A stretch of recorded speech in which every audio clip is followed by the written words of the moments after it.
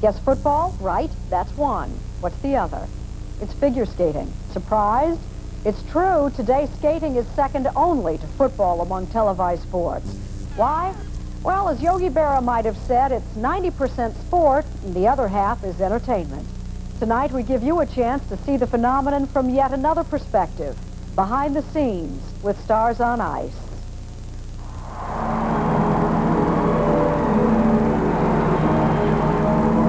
It almost looks effortless. But being on top in the skating world isn't easy, and neither is staying there. And if you think the real magic is cramming all those big egos on a little patch of ice, you'd be wrong about that.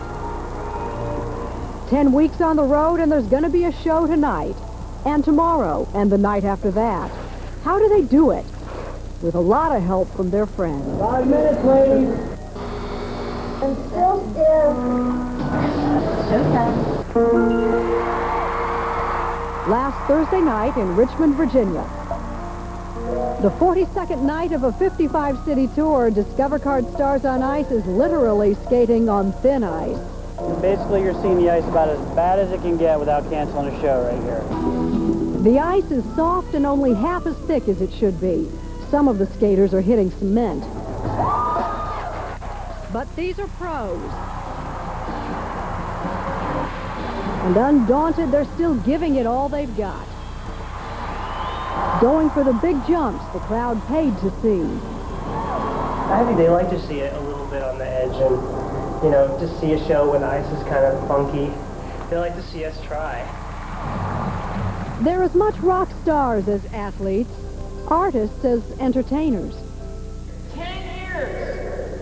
Stars on Ice, and they said it wouldn't last. Scott Hamilton, who'd been the hero of the 1984 Olympics, was just hitting his stride as a pro a decade ago, when it looked like his career was over. There was, he was told, no place in the show for a man. Feathers and sequins were what people came to see. Yeah, and that was his mentality. He said only a woman star will fill the houses. So Hamilton started his own show, and it was going to be different. My attitude was, I want to build an audience. I'm not going to go out there with my medal around my neck every night and go, wasn't that great? That's all I've ever wanted to do, is have the opportunity to give an audience something that only I can give them.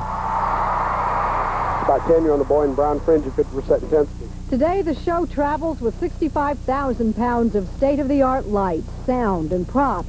A far cry from the first show in Orono, Maine, 10 years ago, when the jury-rigged lights exploded. And they had to evacuate the building. And they thought, I think the audience thought it was pyro. They thought it was a special effect. Sparks going, wow, this is great. Nobody was seriously hurt. And nobody sued. And nobody sued. Two-time Olympic gold medalist, four-time world champion. The concept was nothing but the best. No chorus line, no animal acts. Only Olympians and medalists like Christy Yamaguchi. This was pretty much the only show where you had, the skaters had input, and you know, you could come with your solos, programs worked out, routines done. In 1991, the show was joined by what many say were the finest pair skaters ever, Ekaterina Gordieva and Sergei Grinkov. Someday he'll come along. Then last November, just 5 days from the season preview show in Lake Placid, New York, Sergei Grinkov collapsed and died during a practice session with his wife and partner, Katya. The tragedy left the whole company of skaters reeling. It was like a death in the family. I feel like the parent.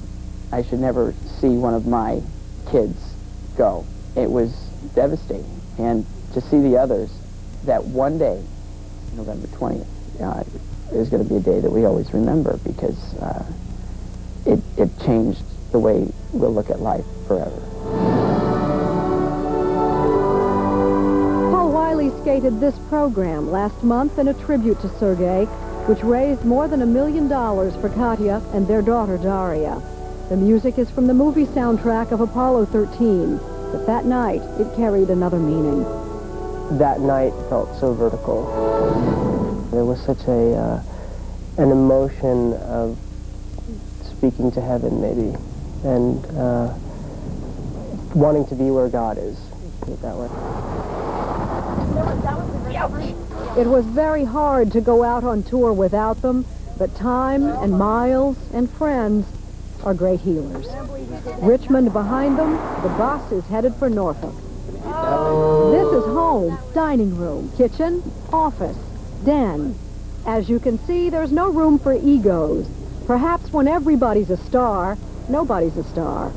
Or maybe it's doing your own laundry. Welcome to my laundry room. It's a lot less glamorous than you'd think, and a lot more work.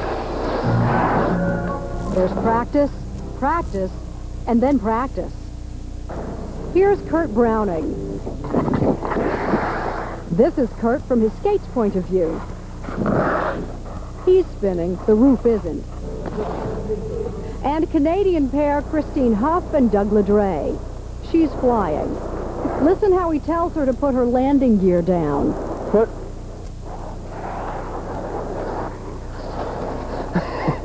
2 hours later, it's showtime again. Charleston, South Carolina. Have our ladies. No response. That's not good. It's not that glamorous at all. But still, when you go out there every night and you do have your beautiful costume on, and you see the laughter and the cheering from the audience, and this is what's all about. Once upon a time, it was all about this. In 1984, Katarina Witt won gold over Rosalind Sumner's silver by 1/10 of a point. There was really no eye contact. It was very tense. Today, it's a very different picture. There's no competitiveness between us anymore. You know, we're squeezing hands backstage, and because we are a family, and we're girlfriends. Ladies, ladies. Still no response. It's a fine life, no doubt about it. Are you guys okay? You alive? The big names pull down incomes in 7 figures, but they travel about as many miles. How long you want to do this? I don't know.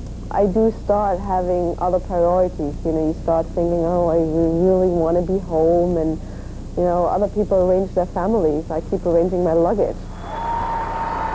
Night after night, board the bus, hit the road, do it all over again. 10 years of Stars on Ice, and They said it wouldn't last. Last it did. How popular is skating today? Well, 10 years ago, ice shows and skating competitions took in $20 million. Last year, they grossed $600 million.